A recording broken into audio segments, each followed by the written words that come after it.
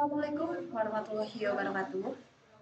Perkenalkan, nama saya Rika Banowati. Di sini saya akan mempresentasikan hasil dari penelitian saya yang berjudul Pendekatan Eko-Inklusif dan Tematik Terapi Flower sebagai konsep rancangan Palasari Central Living. Program studi arsitektur, jurusan Teknik Sipil dan Perencanaan tahun 2024-2025. Di sini ada daftar isi. Yang pertama ada bab 1 pendahuluan, yang kedua ada bab 2 tinjauan pustaka, metode penelitian, hasil dan pembahasan, lalu ada kesimpulan dan saran. Saya lanjut ke bab 1. Di sini ada latar belakang di mana Pasar Palasari merupakan pasar tradisional di Kota Bandung, dengan luas lahan 31.250 meter persegi. Pasar Palasari ini muncul pada tahun 1960, yang awalnya pasar ini merupakan pasar kebutuhan pokok sehari-hari, bukan pasar untuk buku saja. Namun, pada tahun 1980, pemerintah Kota Bandung memindahkan 20 pedagang buku kaki lima dan membuka lapak di kawasan Cikapundung. Setelah itu, Pasar Palasari termasyhur sebagai pasar buku, bukan sebagai pasar impres. Di sini ada permasalahan yang terjadi di Pasar Palasari ini. Yang pertama adalah kebakaran, dan yang kedua dari infrastruktur karena kebetulan tidak adanya revitalisasi pada pasar ini. Kemudian untuk isu revitalisasinya di sini dari isu pemerintahan, kedua konsep dan juga tematik.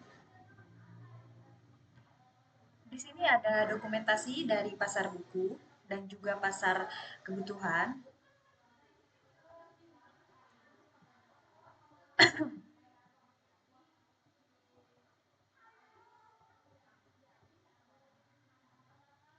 Lalu di sini ada konsep terkait. Dari konsep terkait di sini ada pendekatan eko-inklusif dan tematik terapi flower sebagai konsep rancangan Palasari Central Living, di mana eko-inklusifnya sendiri dalam perancangan mixed use building, penerapan konsep eko-inklusif mengintegrasikan prinsip keberlanjutan dalam desain. Kemudian di sini diterapkan juga tematik karena dalam perancangan revitalisasi di kawasan Palasari, pemerintah menggaungkan perancangan yang punya tematik. Kemudian ada Terapi Flower dan juga Palasari Central Living. Palasari sendiri mempertahankan nama ini, memberikan kesinambungan sejarah dan pengakuan yang kuat terhadap identitas lokal.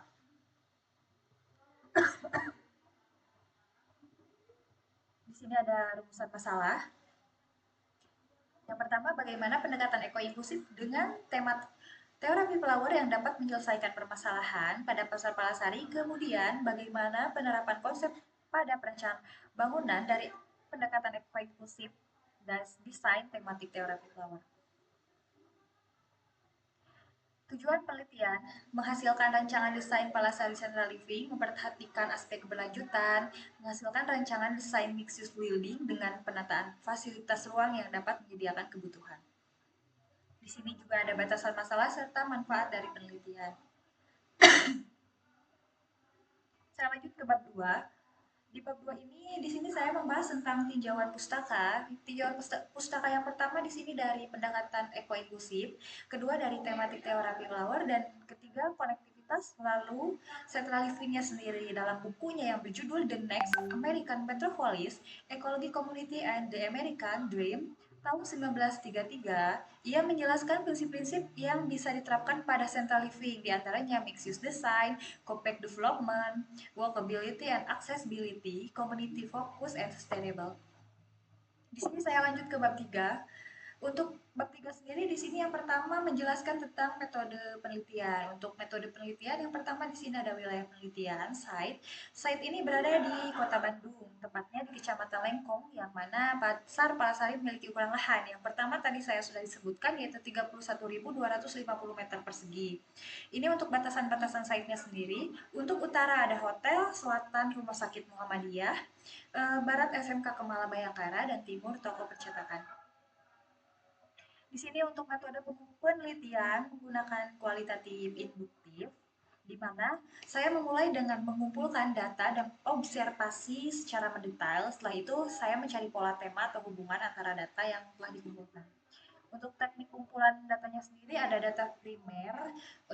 Data ini didapatkan melalui wawancara kepada pengelola pasar dan juga pedagang. Kemudian ada data sekunder, ini di mana didapatkan secara media atau secara tidak langsung.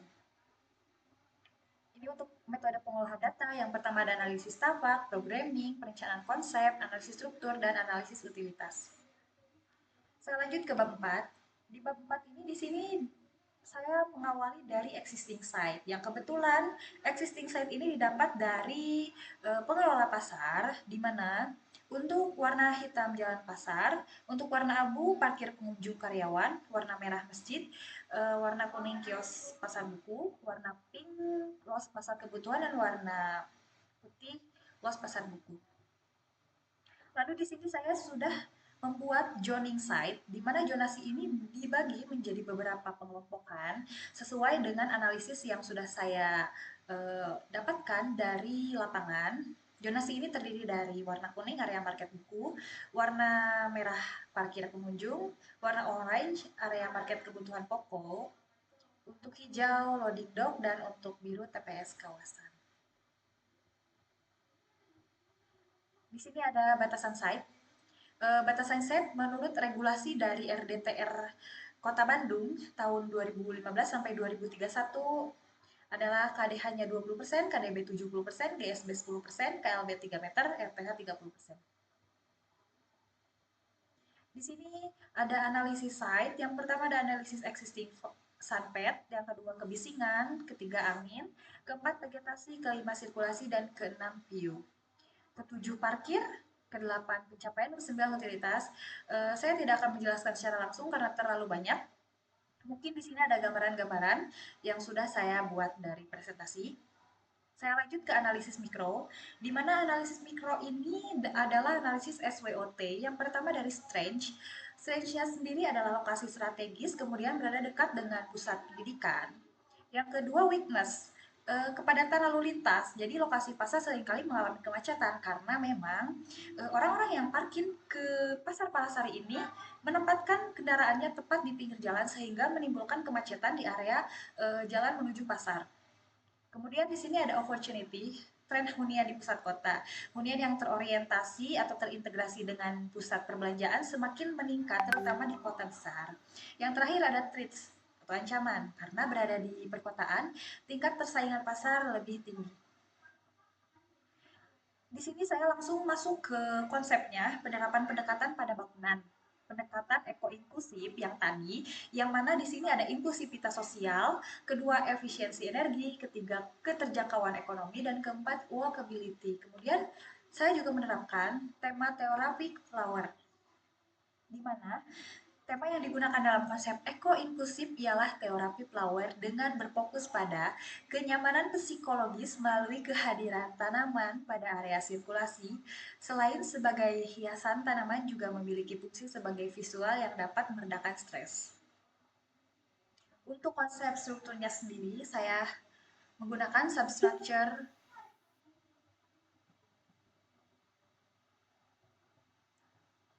rigid substructure, dan infrastructure seperti di gambar ini. Di sini ada bab 5.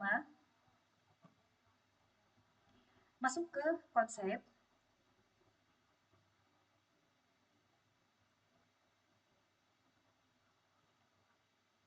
Dari konsep eko-inklusif, menurut para ahli, dari Stephen Lahman, arsitek dan profesor Sustainability Architecture Universitas Nevada. Di sini juga menurut Dr. Philip Trotter, University of Overall Jerman, dan juga ada Dr. Anfama Kunduk. Bisa disimpulkan bahwa arsitektur eko-inklusif adalah pendekatan perancangan yang menggabungkan keberlanjutan lingkungan dengan inklusivitas sosial dan ekonomi.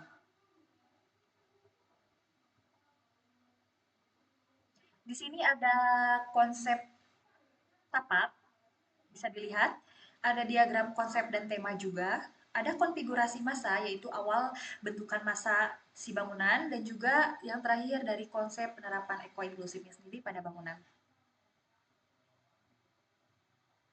Di sini juga ada zonasi terkait sintesis tapak. Di sini ada lapisan plat beton drainase karena kebetulan saya menggunakan tanaman-tanaman di area selasar dan juga di area teras garden yang ada di balkon. Maka saya membutuhkan lapisan pada beton yang terdapat tanamannya di atasnya berupa tanah 20 cm, tanah sungai 10 cm, geotekstil, drainase, thermal waterproofing, membran beton 20 cm. Ini untuk jaringan distribusi drainasenya, ada pipa utama dan juga pipa cabang, yang kemudian ada waktu penyemprotan. Jadi waktu penyemprotannya sendiri saya menggunakan waktu sistem pagi hari, jam 5 sampai jam 7. Karena memang suhu masih sejuk dan penguapan masih rendah, jadi bagus untuk tanaman, apalagi tanaman bunga. Untuk sistem penyemprotannya sendiri, saya di sini menggunakan sistem penyemprotan oleh irrigation controller. Jadi dikontrol langsung oleh mesin. Di sini ada side plan.